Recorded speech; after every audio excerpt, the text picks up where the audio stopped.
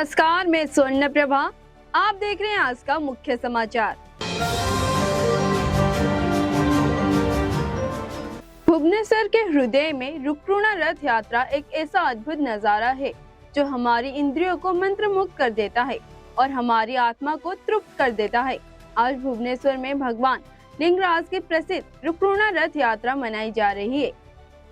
अशोकाष्टमी के अवसर पर मनाया जाने वाला यह पूजनीय पर्व ओडिशा के पंचांग में एक अत्यंत महत्वपूर्ण स्थान रखता है। इस दिन एकाम्र क्षेत्र के अधिष्ठाता देवता भगवान लिंगराज के प्राचीन सड़कों से होते हुए एक भव्य यात्रा पर निकलते हैं।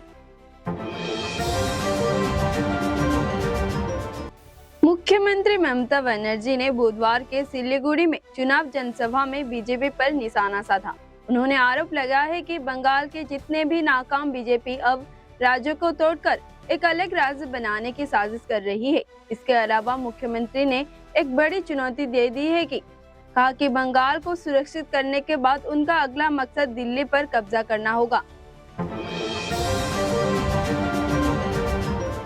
बिहार में वंदे भारत एक्सप्रेस से एक व्यक्ति हादसे का शिकार हो गया।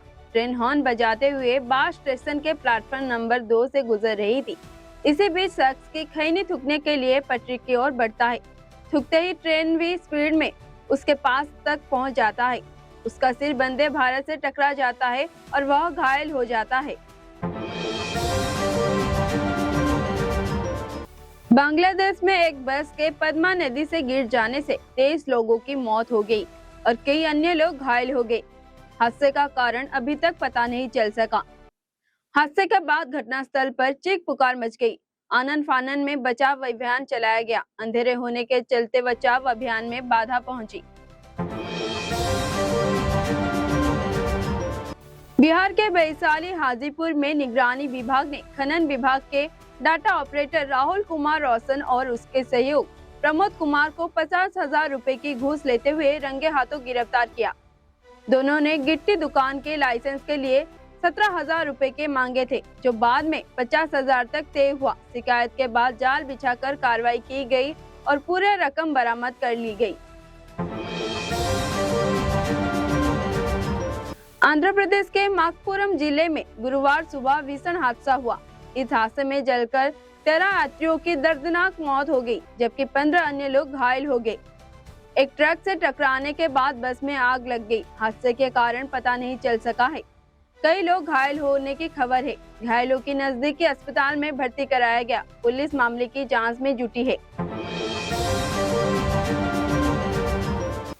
मुख्यमंत्री नीतीश कुमार समृद्धि यात्रा की समाप्ति आज पटना में करेंगे।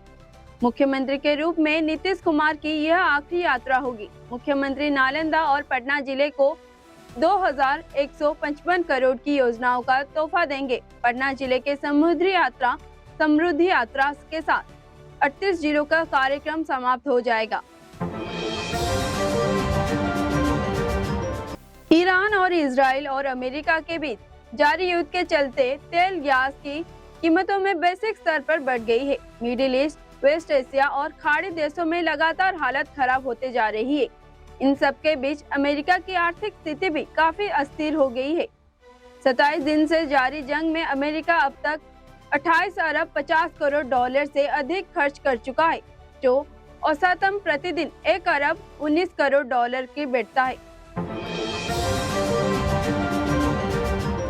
केंद्रीय उपभोक्ता संरक्षण प्राधिकरण CCPA ने उपभोक्ता के हितों की रक्षा के लिए एक बड़ा कदम उठाते हुए होटल और रेस्टोरेंट के द्वारा बिल में लगाए जाने वाले अतिरिक्त गैस और ईंधन अधिकार और पूरी तरीके से अनुचित व्यापार व्यवहार घोषित कर दिया है। उपभोक्ता मामलों में मंत्रालय ने स्पष्ट किया है कि खाने में बिल में LPG शुल्क, गैस की सरचार्ज या फ्यूल की कास्ट रिकवरी जैसे नामों कर वसूले जाने वाले पैसा उपभोक्ता संरक्षण अधिनियम 2019 का उल्लंघन है।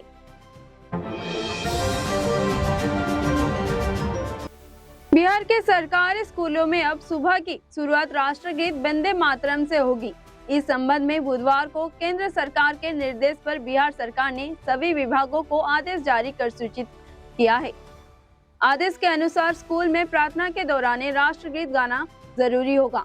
बिहार के स्कूल में राष्ट्रगीत वंदे मातरम अनिवार्य है। बिहार के मंत्रिमंडल सचिवालय विभाग के ओर से जारी आदेश की सभी मुख्य सचिव, प्रधान सचिव, प्रमंडल आयुक्त, जिला अधिकारी और जिले के पुलिस अधीक्षक को भेजा गया है ताकि आदेश का पालन नहीं सही तरीके से हो। इससे पहले 28 जनवरी 2026 को केंद्र सरकार ने सभी राज्य सरकारों को राष्ट्रगीत सम्मान और गायन को लेकर निर्देश जारी किया था।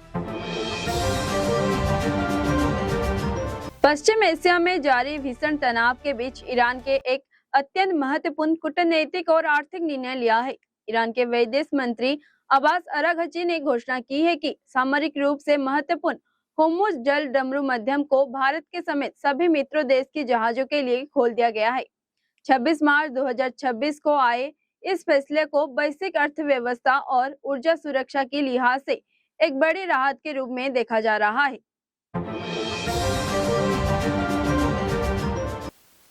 भोजपुर की धरती पर खड़ा 163 साल पुरानी कोयल अवर पुल अब मानो खामोश की चीख बन चुका है। सोन नदी पर सीना तान के खड़ा ये ऐतिहासिक अब्दुल बारी पुल आज अपनी जर्जर होती जा रही नींव के कारण खतरे की घंटी बजा रहा है। खंभों के नीचे खिसकती जमीन और टूटते चबूरते इस बात की और इशारा कर रहे हैं कि अगर अभी भी नहीं चेते तो ये धरोहर कभी भी ताश की पत्तों की तरह बिखर सकता है। बिहार की राजधानी पटना में इस दिनों शतरंज का महाकुंभ सजा हुआ है, जहां देश और विदेश के खिलाड़ी अपने चालों से बिसात पर बाजी मारने में जुटी हैं। 25 मार्च से 29 मार्च तक पाटलिपुत्र इंडोर स्टेडियम में बिहार के ओपन फ्रेड रेटिंग से चेस टूर्नामेंट 2026 का भव्य आयोजन किया जा रहा है। यह प्रतियोगिता बिहार में अब तक की सबसे बड़ी चेस रेटिंग टूर्नामेंट में मानी जा रही है, जिसमें 650 से अधिक खिलाड़ी हिस्सा ले रही है। गुलाबी नगर जयपुर के सवाई मानसिंह स्टेडियम में बुधवार से दूसरे नेशनल पैरा फेंसिंग चैंपियनशिप का आगाज हुआ। इस अनूठी प्रतियोगिता में देश भर से आए करीब 250 दिव्यांग खिलाड़ी अपने प्रतिभा का प्रदर्शन कर रही हैं। व्हील चेयर पर तलवारबाजी से इस खेल में खिलाड़ियों की फुर्ती, संतुलन और साहस देखने को लायक है।